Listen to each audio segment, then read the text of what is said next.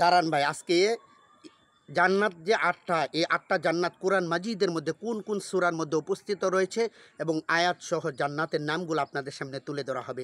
জান্নাতের নামগুলো অবশ্যই শেয়ার করে দেবেন। আল্লাহ পাক রব্বুল আলামিন যেন আমাদের সকলকে জান্নাত নসিব করেন। এই আটটা জান্নাতের স্তর কি? নাম্বার 1 হচ্ছে জান্নাতুল ফেরদাউস। এই সম্পর্কে সূরা কাহফের মধ্যে 107 নম্বর আয়াতের মধ্যে আল্লাহ তাআলা উল্লেখ করে বলেছেন, ইন্নাল্লাযীনা আমানু ওয়া আমিলুস সলিহাতি কানাত লাহুম জান্নাতুল ফিরদাউসি নুজুলা। নিশ্চয় যারা নেক আমল করেছে এবং সৎকর্ম করেছে তাদের জন্য মেহমানদারি করবেন আল্লাহ তাআলা, জান্নাতুল ফেরদাউস দান করবেন। আটটা জান্নাতের মধ্যে সবচেয়ে বড় এবং সবচেয়ে ভালো এবং সবচেয়ে উত্তম যে জান্নাতটা সেটা হচ্ছে জান্নাতুল ফেরদাউস। 2 নম্বর হচ্ছে জান্নাতুল দারুস সালাম। দারুস সালাম আল্লাহ তাআলা এই মর্মে কোরআন মাজিদের মধ্যে ইরশাদ করেছেন যে লাহুম দারুস সালামি ইনদা রাব্বিহিম ওয়া হুয়া ওয়ালিয়ুহুম বিমা কানু ইয়ামালুন। আনআম আয়াত নম্বর হচ্ছে 127 নম্বর আয়াতের মধ্যে আল্লাহ তাআলা বলতেছেন যে তাদের জন্য তাদের রবের কাছে রয়েছে শান্তি আবাস এবং তারা যেন আমল তার জন্য তাকে এই দারুস সালাম নামক জান্নাতের ঘর, জান্নাতের স্থান অবস্থানকারী এই রকম স্থান তাকে দেওয়া হবে। সুবহানাল্লাহ। 3 নম্বর যে জান্নাত সেটা হচ্ছে দারুল খুলদ। এই ব্যাপারে সূরা হুদের মধ্যে 108 নম্বর আয়াতের মধ্যে আল্লাহ তাআলা বলেন, আতাআন গায়রা মাজদুদ, অব্যাহত প্রতিদান স্বরূপ তাদেরকে দেওয়া হবে।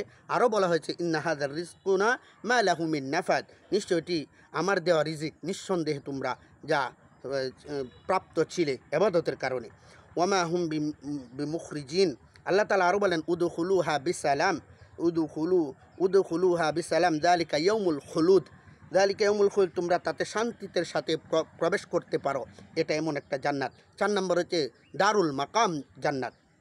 এই ব্যাপারে আল্লাহ তাআলা কোরআনে মাজিদের মধ্যে বলছেন যে আল্লাযী হাল্লানা দারুল মুকামাতি মিন ফাদলি, অর্থাৎ মুকাম মানে দারুল মুকাম হচ্ছে যিনি নিজ অনুগ্রহে আমাদের স্থায়ী নিবাস করে দিয়েছেন, যেখানে কোনো কষ্ট আমাদেরকে স্পর্শ করবে না, কোনো ক্লান্তি আমাদেরকে স্পর্শ করবে না। 5 নম্বর জান্নাত হচ্ছে, 5 নম্বরটা হচ্ছে জান্নাতুল মাওয়া। আল্লাহ তাআলা সূরা নাজমের মধ্যে 15 নম্বর আয়াতের মধ্যে বলেন, জান্নাতুল মাওয়া ইনদাহা জান্নাতুল মাওয়া, অর্থাৎ আল্লাহ তাআলার কাছে জান্নাতুল মাওয়া রয়েছে, এই জান্নাতুল মাওয়া উপস্থিত করবেন জান্নাতবাসীদেরকে।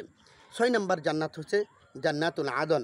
এই মর্মে আল্লাহ তাআলা সূরা বাইয়িনার মধ্যে মারিয়ামের মধ্যে ঘোষণা করেছেন, জান্নাতু আদিনিন লাতি ওয়াদার রহমান ইবাদাহু বিল গায়ব ইন্নাহু কানা ওয়াদুহু মাতিয়া। তা চিরস্থায়ী জান্নাত যার ওয়াদা পরম করুণাময় আল্লাহর বান্দা দিয়ে গেছেন, আল্লাহ বান্দাদেরকে দিয়ে গেছেন। আল্লাহ তাআলা নিশ্চয়ই তারা ওয়াদাকৃত বিষয়কে কখনো ওয়াদা কখনো ভঙ্গ করেন না। আল্লাহ তাআলা কোরআন মাজিদের মধ্যে বলছেন, ওয়াদাল্লাহ লা ইউখলিফুল্লাহ, অর্থাৎ আমি ওয়াদা করি, ওয়াদার কোনো খেলাফ করি না। 7 নম্বর হচ্ছে জান্নাতুন নাঈম, অর্থাৎ জান্নাতুন নাঈম হচ্ছে এমন একটা জান্নাত যে ইন্নাল্লাযীনা আমানু ওয়া আমিলুস সলিহাতি লাহুম জান্নাতুন নাঈম।